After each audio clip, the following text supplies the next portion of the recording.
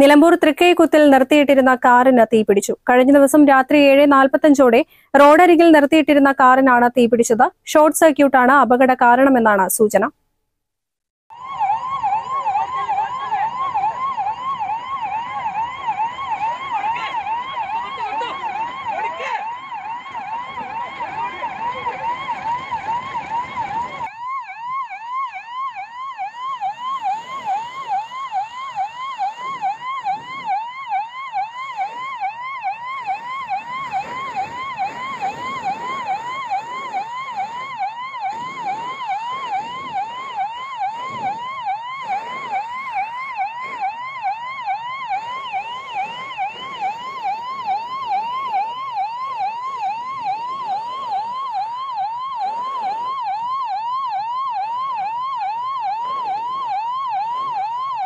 കാറിന് തീപിടിക്കുമ്പോൾ 4 പേർ അകത്തുണ്ടായിരുന്നെങ്കിലും പുറത്തേക്ക് ചാടിയതിനാൽ വൻ ദുരന്തം ഒഴിവായി. നിലമ്പൂർ ഫയർഫോഴ്സ് എത്തിയാണ് തീയണച്ചത്. അതേസമയം കാറുകൾക്ക് തീപിടിക്കുന്ന സംഭവം വർദ്ധിക്കുകയാണ്.